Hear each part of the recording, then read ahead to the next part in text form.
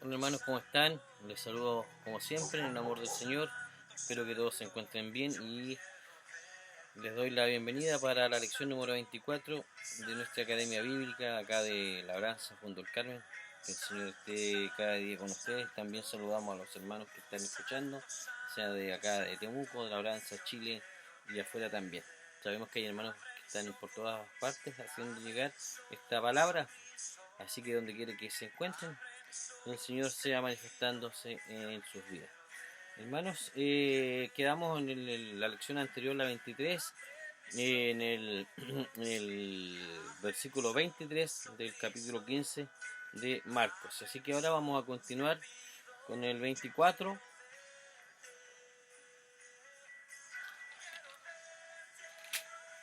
para terminar el capítulo 15. Entonces vamos a, a buscar nuestras Biblias. ¿Usted la tiene por ahí? Acá está la Biblia. Para que la tenga a mano mientras oramos. ¿Le parece bien? Para así aprovechar bien el tiempo. Bien, oremos. Padre, gracias Señor, te damos porque aún estamos, Señor, sin ninguna novedad, porque tú eres tu diestra, Señor, nos sostiene. Y eso no quiere decir que no vamos a pasar por alguna dificultad, Señor. Más tenemos la confianza en ti, Señor, que tú eres nuestro ayudador. Gracias, Señor, por todo. Gracias por este amor tan grande, por tus cuidados. Gracias, Señor, porque estás con nosotros cada día, por tu compañía, Señor. Y queremos, Señor, que tú nos des, como siempre te lo rogamos, la guía, nos ayude, nos des también, Padre, el conocimiento, la sabiduría para poder entender lo que tú quieres hablarnos a través de tu palabra. Ayúdanos, Señor, en todo momento.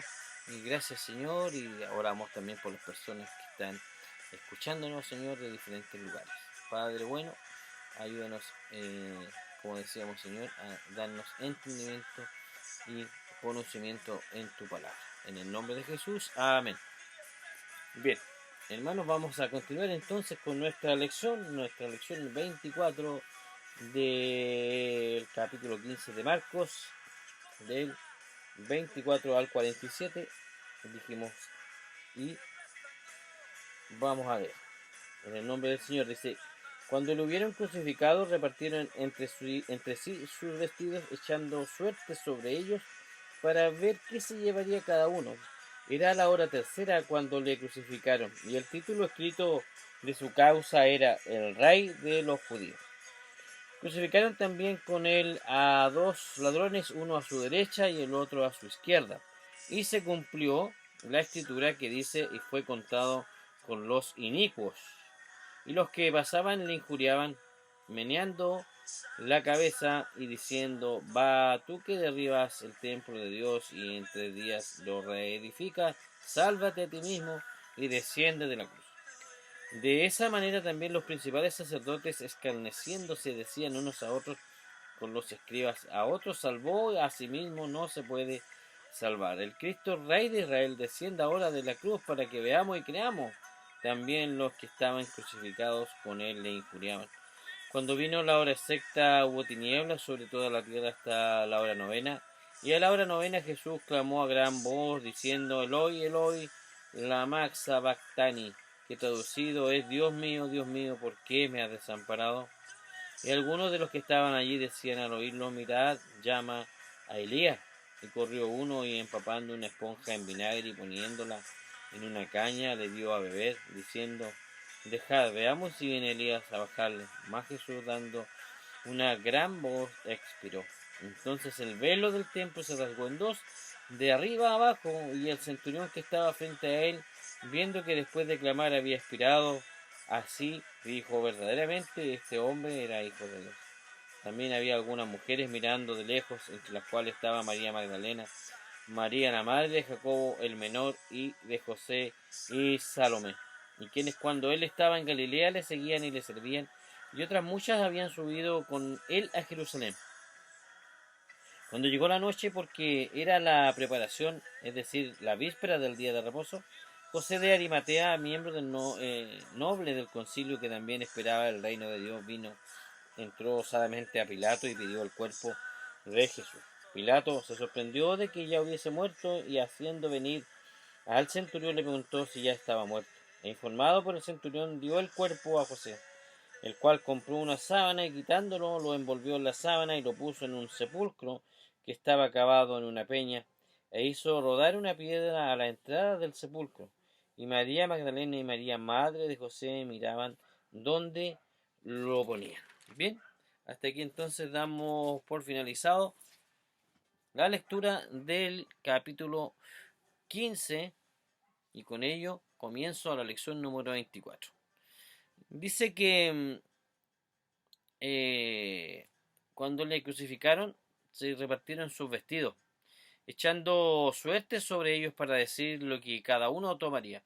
Ningún escritor de los evangelios registra los detalles de la crucifixión, solo nos representa a ellos alrededor de la crucifixión. Es como si el Espíritu de Dios hubiera extendido un velo sobre aquella escena para evitar la atención de concentrarse en detalles que pudiesen satisfacer meramente la curiosidad o desviar la atención de este tremendo significado, de este acontecimiento. Y el reparto de la ropa de Jesús ocurrió con un cumplimiento de la profecía que podemos ver nosotros en Salmo 22, versículo 18.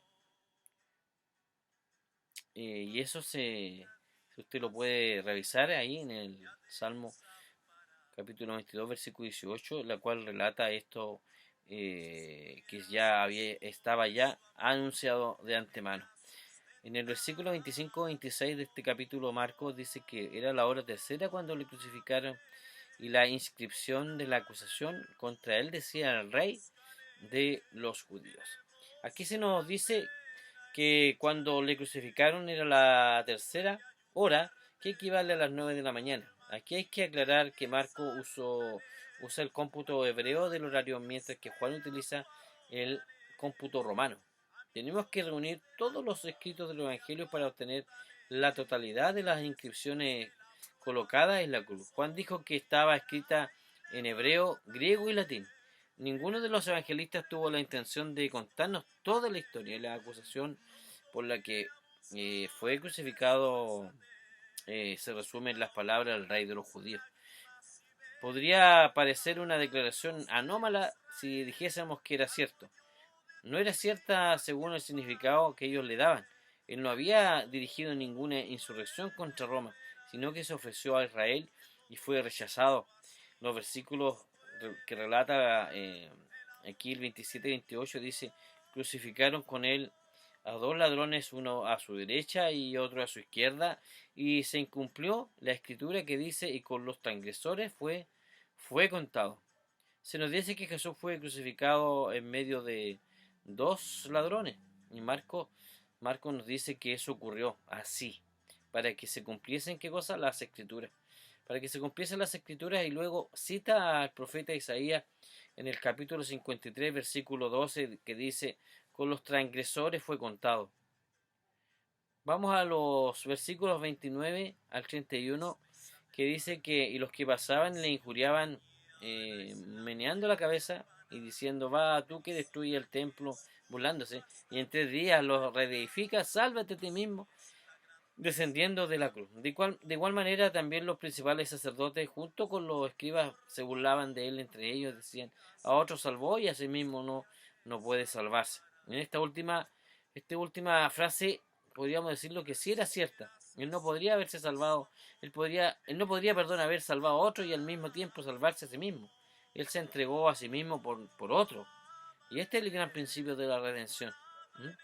Leamos el versículo 32 al 34, que dice que continuaban con las burlas de sus enemigos. Que este Cristo, el Rey de Israel, descendía ahora de la cruz para que veamos y creamos, dice. Y los que estaban crucificados con él también, además, le insultaban. Cuando llegó la hora sexta, hubo oscuridad sobre toda la tierra hasta la hora novena, y a la hora novena Jesús exclamó con fuerte voz: Eloi, Eloi, lema sabactani, que traducido significa: Dios mío, ¿por qué me has abandonado? Aquí tenemos que observar que Marcos nos informa de la crucifixión detallando la hora. A la tercera hora él fue colgado en la cruz, y a la hora sexta, que equivaldría a las 12 del mediodía, se produjo una gran oscuridad, y el sol del mediodía fue cubierto por aquella oscuridad que descendió sobre la cruz, y la oscuridad que permaneció desde la hora sexta hasta la hora novena, o sea, las 3 de la tarde. Podemos tomar nota de esto. Tomemos nota de esto. Las primeras 3 horas fueron desde las 9 hasta las 12 del mediodía.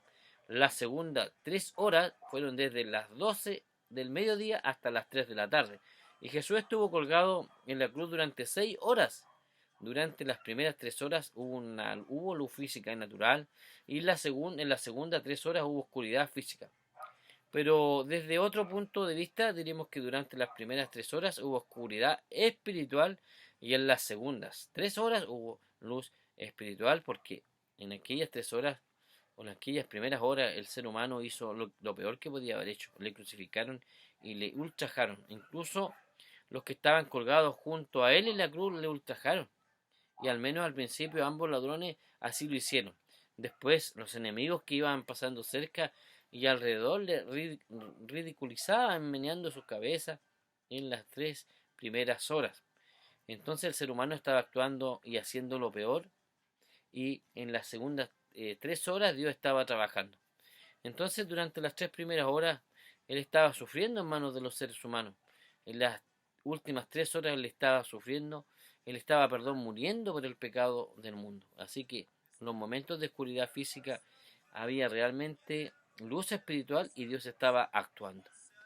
En aquellas 3 horas el pecado estuvo haciendo todo lo que podía para destruirle. Y en las segundas 3 horas él estaba entregando su alma como una ofrenda por el pecado. ¿Mm? Entonces en aquellas 3 últimas horas le estaba pagando por los pecados del mundo. No se nos olvide nunca, hermano. Él estaba pagando por tus pecados, por mis pecados. Y fue durante este periodo que Él fue hecho pecador por nosotros. Fue pagando por los pecados del mundo. Fue desamparado por Dios, y sin embargo, incluso en esos momentos Dios estaba en Cristo reconciliando al mundo consigo mismo. Lo que nos relata en ahí, si usted lo quiere buscar, en 2 de Corintios capítulo 5, versículo 19, que ahí nos habla de este tema. En el versículo 35 al 37 del capítulo 15 de Marcos que estamos tratando, dice: algunos de los que estaban allí al oírlo decían: mirad, llama a Elías, o a Elías llama. Entonces uno corrió y empapó una esponja en vinagre y poniéndolo en una caña le dio a beber, diciendo: dejad, veamos a ver si Elías viene a bajarle. Y Jesús, dando un fuerte grito, expiró. La multitud entendió mal lo que él dijo. Entonces probablemente creyeron que había llamado a Elías debido a la similitud de las palabras. Uno se pregunta si ellos no habrán sospechado en parte que él podría ser el Mesías. Algunos sí creen que puede haber habido algo en el corazón humano que le dijese que era el Mesías. Interesante entonces también mencionar que aquí se cumplió la profecía del Salmo 69, versículo 21, y por comida me dieron hiel, y para mi sed me dieron a beber vinagre. Eso lo dice y lo relata el Salmo 69, versículo 21. Jesús entonces no murió porque los órganos de su cuerpo se negaron a continuar funcionando, porque no sufrió la muerte ordinaria de una crucifixión. Quien ya agotado y totalmente debilitado habría sido incapaz de hablar. Él entregó su espíritu de forma voluntaria y repentina. Y aquel fuerte grito no fue el gemido de un moribundo, sino un grito de victoria, de triunfo sobre el pecado y todas las fuerzas del mal. Entonces, estimado amigo, estimado oyente, estimado hermano, aquel triunfo es para todos aquellos que por la fe le reconozcan como su Salvador. Ese es mi triunfo, ese es mi triunfo, y me imagino que el tuyo también. En el versículo 38 dice que el velo del templo se rasgó en dos, de arriba a abajo. Dijimos que el Señor no murió porque los órganos de su cuerpo se negasen a continuar funcionando. Él entregó su espíritu voluntariamente. Cuando el velo o cortina se separa o se separaba del lugar santo, se rasgó. El hecho fue evidentemente presenciado por muchos sacerdotes. Se rasgó, dice, de arriba abajo, indicando que esta fue una acción de Dios. A las 3 de la tarde era la hora del sacrificio. Y en ese preciso momento estaban sirviendo en el templo y lo que vieron debió haberles producido algún efecto. La rasgadura era una señal de que la muerte de Jesús ponía fin a la necesidad de los repetidos sacrificios por el pecado y abría un camino nuevo y vivo de acceso libre y directo a Dios. Más tarde nosotros podemos ver eso. ¿Mm? Podemos ver eso, que los sacerdotes conocieron a Cristo como Salvador.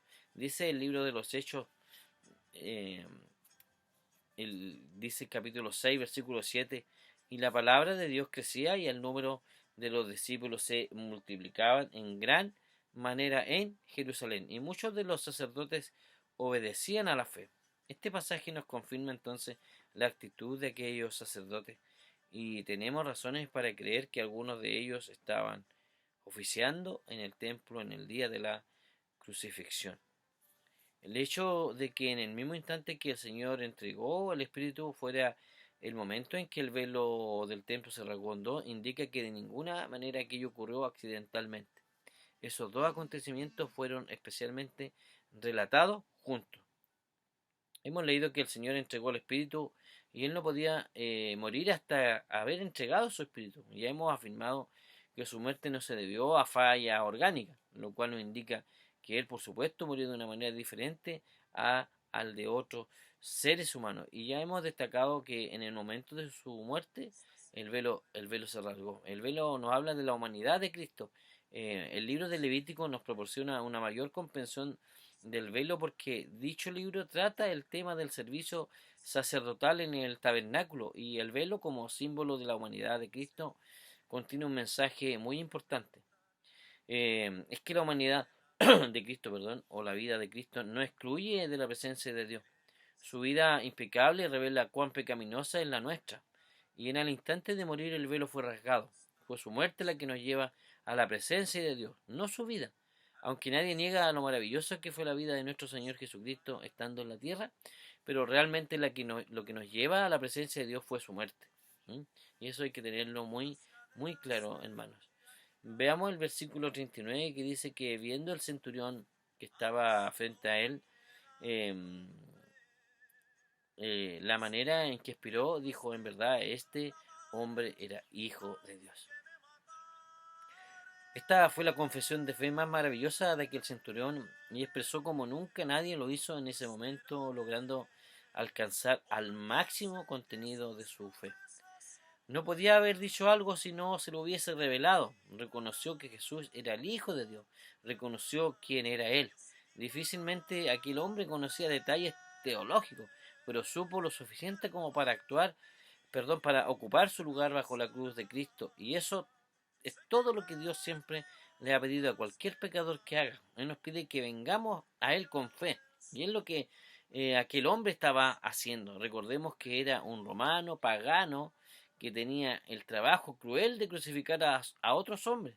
Y seguramente al ver la muerte de Jesús se sensibilizó tanto humana como espiritualmente. Y ahora se nos habla de ciertas mujeres que estaban presentes. En el versículo 40 y 41 dice que había también unas mujeres ahí mirando de lejos.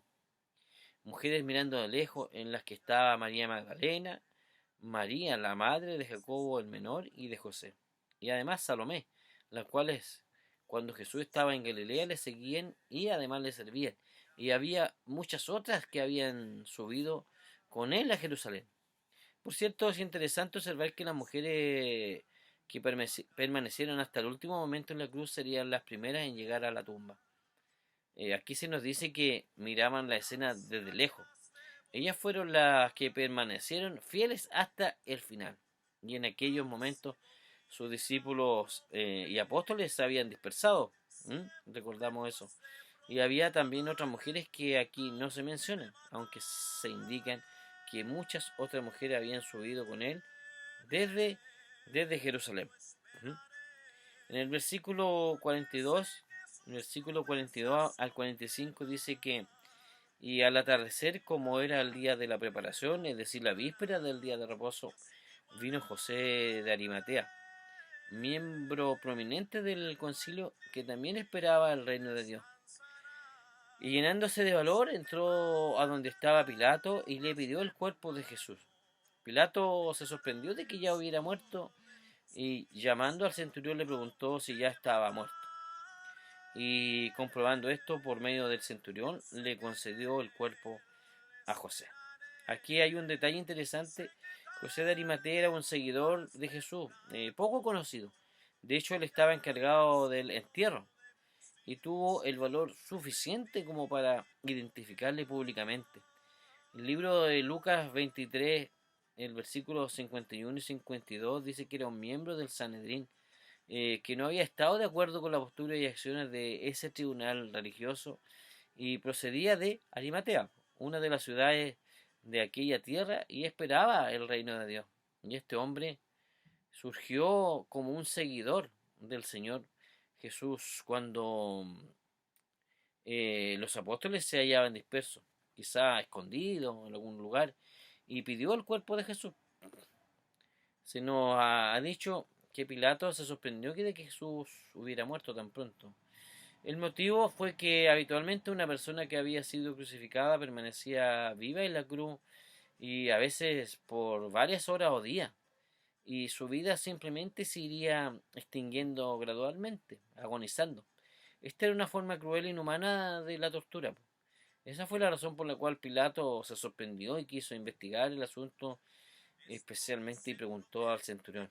Y para nosotros es importante recordar que él entregó el espíritu durante las últimas horas de su agonía y a los prisioneros que morían en la cruz se le quebraban las piernas para apresurar su muerte. Pero como Jesús ya estaba muerto, en su caso no fue necesario quebrarle las piernas y esto era también el cumplimiento, no solamente era eso, sino que era el cumplimiento de una profecía que había predicho que ningún hueso de su cuerpo sería quebrantado.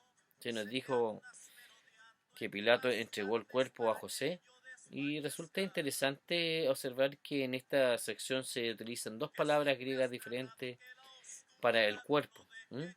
José pidió el cuerpo, que equivale a la palabra griega soma, y Pilato le entregó el cuerpo, que equivale a la palabra toma. La primera palabra habla de la personalidad total y es una palabra que expresa cuidado y ternura. Y la segunda palabra utiliza cuando Pilato entregó el cuerpo, simplemente significa cadáver. Estas palabras establecían un punto de vista y una actitud diferente con respecto a la muerte y hacia los cuerpos de los que habían muerto. Así José usó la palabra que denotaba ternura hacia el cuerpo porque él quería el cuerpo de Jesús. Y todo lo que Pilato hizo fue entregarle un cadáver. Realmente hubo una gran diferencia. ¿Mm? Estimado oyente, estimado hermano, solo el Señor Jesús puede poner en ti algún valor. Tú y yo no valemos mucho, pero Él ha pagado un precio tremendo por nuestra redención. A veces gemimos dentro de nuestros cuerpos, pero incluso nuestros cuerpos van a ser redimidos. Y llegará un día en el cual experimentaremos la redención de nuestros cuerpos. Observemos que José fue llamado un hombre rico que depositó el cuerpo delicada y tiernamente en su tumba. Y versículo 46 dice que quien compró un lienzo de lino y bajándole de la cruz le envolvió en en el lienzo de lino y le puso en un sepulcro que había sido excavado en la roca e hizo rodar una piedra a la entrada del sepulcro. Según Mateo 27:66 dice que el acceso a la tumba fue sellado por los romanos y la roca fue custodiada por los soldados romanos, dice el versículo 47. Dice que María Magdalena y María, la madre de José, miraban para saber dónde le ponían. Las mujeres fueron las únicas que quedaron allí lamentándose, quedándose con él hasta el fin. Llegamos así entonces, hermanos, hasta el término de nuestra lección 24.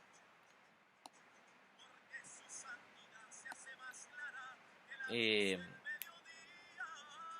todo este capítulo que hemos dado término al capítulo 15 de Marcos. Y para finalizar, estaríamos ya esperando terminar el Evangelio completo. Ya el versículo capítulo 16. El capítulo 16, ¿cierto? Ahí estaríamos ya dando término a nuestro estudio. Así que esperamos vernos la próxima semana, si le parece. Si le parece. Así que ahora vamos a leer las preguntas que estamos siempre semana a semana realizándolas de acuerdo a la lección. Preguntas que van de acuerdo a la lección, la cual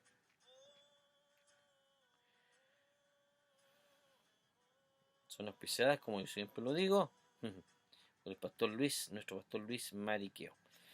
Bien, preguntas.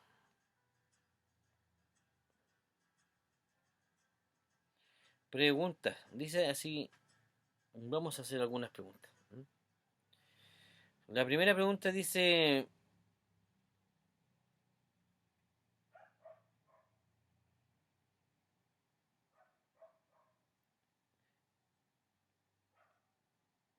¿cómo imagina la escena y qué impresión le causa? El versículo 23 dice que le ofrecieron a Jesús una bebida narcotizante y que la rechazó. Aquí en el versículo 36 le vuelven a ofrecer algo para beber. ¿Por qué le daban a los crucificados estas cosas para que bebiera? ¿Qué aprendemos de Jesús, que Jesús rechazó esto? ¿Qué significa que Jesús fue olvidado por Dios? ¿Quiénes se mantuvieron fieles a Jesús hasta el último momento?